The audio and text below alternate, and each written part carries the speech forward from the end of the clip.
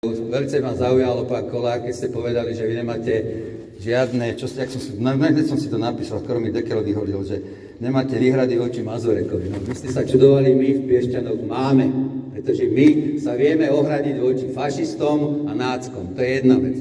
Vy nemáte vôbec problém sa vlastne stretnúť ani s veľvyslancom Ruska, to sme videli, že, ktorý je predstaviteľ fašistického teroristického štátu, takže to je v pohode. Ale jak mňa by nezaujímalo, nebudem to rozoberať vašu minulosť. Ja vám rád odpoviem. Dobre, ja vám dám teda tú otázku, lebo vaša strana sa volá Právo na pravdu.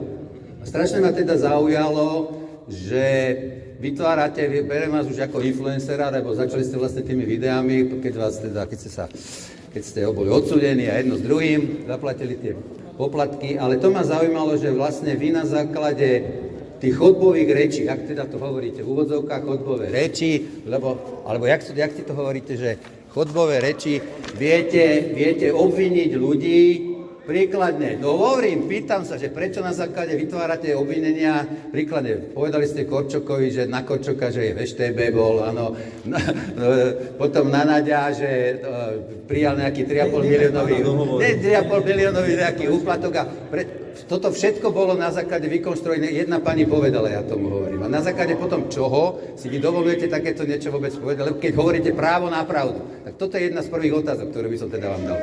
A povedali ste tých otázok, ale ľudia mám odpovedať na všetky. Pripomenúť, ktorá bola tá prvá v poradí. No, že Mazureka, že my s tým máme problém. Som povedal, že nemám výhrady voči Mazurekovi ako politikovi, pretože veľakrát, keď sa vyjadrím o nejakom politikovi negatívne, tak to vzbudí nejakú vlnu odporu, pretože vždycky má nejakých sympatizantov. Oni boli súčasťou Kotlebovej strany a boli naozaj v úvodzovkách mali ten hákový kríž na tričku. Nie v úvodzovkách, oni to oddelili, dneska sa snažia byť už akože solidní politici, ale opakujem, nechcel som, aby to vyznelo osobne.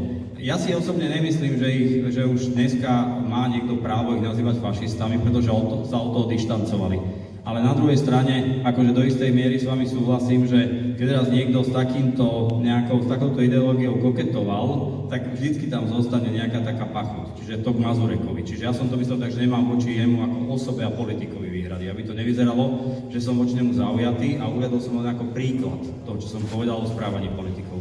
Druhá otázka. Andrejev. Prosím, Andrejev.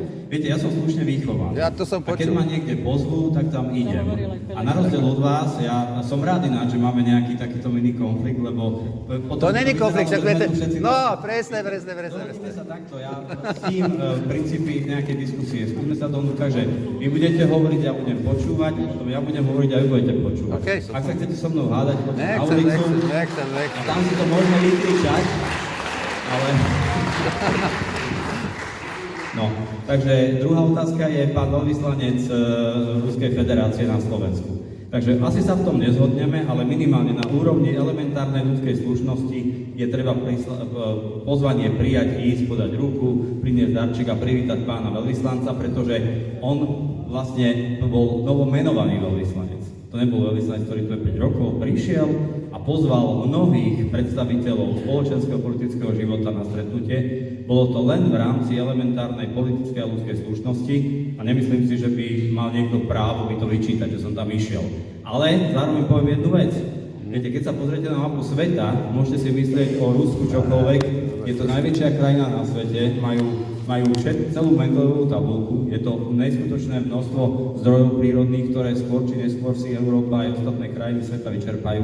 A ja si myslím, a to je moja prognóza do budúcnosti, ešte budeme raz radi, že s tými Rusmi budeme kamaráti. Len musí skončiť konflikt na Ukrajine. Dobre, ďalšia otázka. Korčok a Naď. Dobre, vidím, že tu máme medzi obecenstvom aj voliča PSK a demokratov. Ja som nevor, práve že nie. Vidíte to, na čo vyprávate? Dohodneme sa na tom, že... To je to právo na pravdu. Že vy ste horšie ako vyletí na mestičke trhovníčky. Ale neklamte. Tak neklamte. Tak nehovorte, že dobre, prečo hovoríte, že som volič PSK, keď to nie je pravda? No tak na čo klamete? Ja som iba tak odhadol. Ja aj tak odhadol, jedna pani povedala. Dobre. Budete rešpektovať? Budem, tak ale neklamte. Neklamte. Viete vy, koho mi pripomínate bez urážky? Matoviča. Pani Mesterovú. Ja. Toto je pani Mesterová, len v ruskom vydaní, nech sa páči. Akože, lebo pani Mesterová stále skáče do rečí, škrieka, kopica a stále kričí, že klamete. To máte 3 atribúty. Neberte to osobne. Takže vy ste...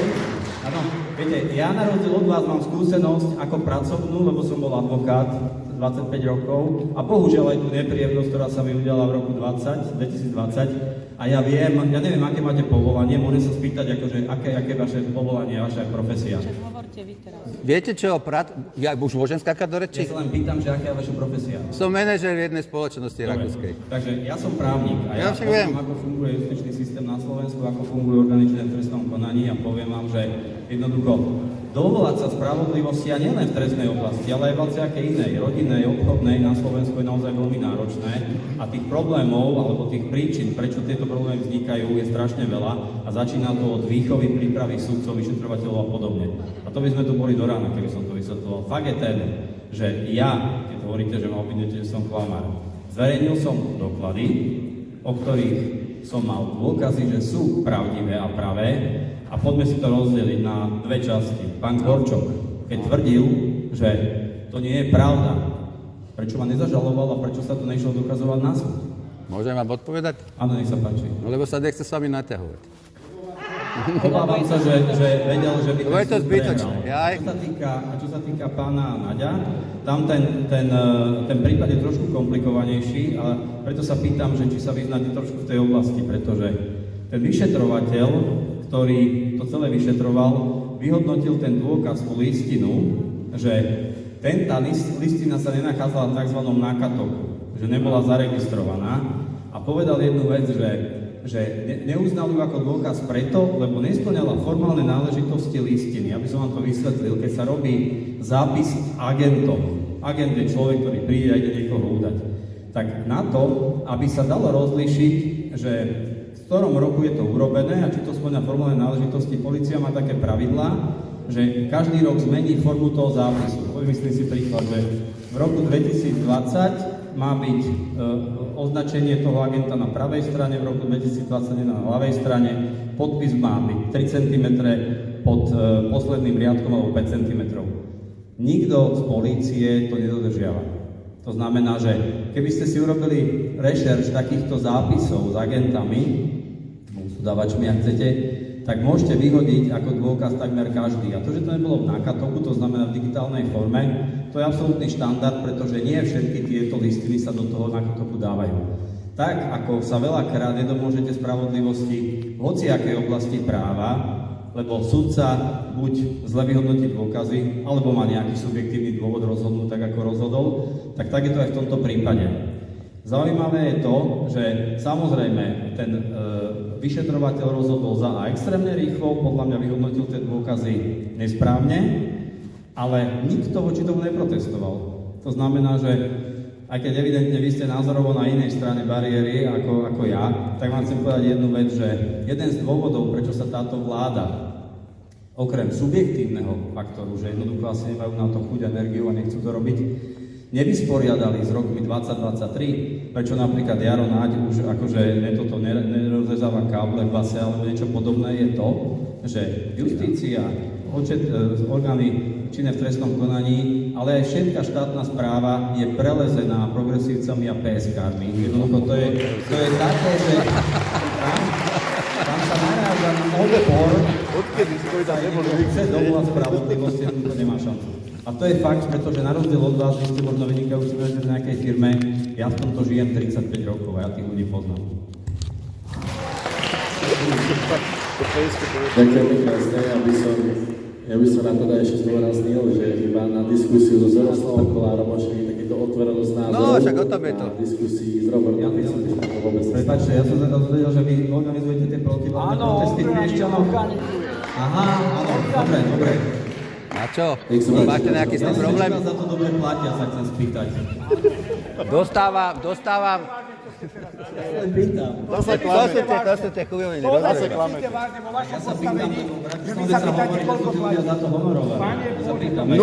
Nula. No, tak môžem vám odpovedať? Môžem vám odpovedať? Môžem poprosiť o uklidnenie atmosféry, máme tu ďalšie otázky. Môžem vám odpovedať, keď ma Ľudia takto... sa- No nula. Robím to z presvedčenia, že viem, kam sa táto republika ženie. Vás môžem poprosiť, rozumiete pane, ma? ľudia prišli aj ostatní sa... No však nech sa páči, však ale... Debata pre Zora, nie? Však v pohode.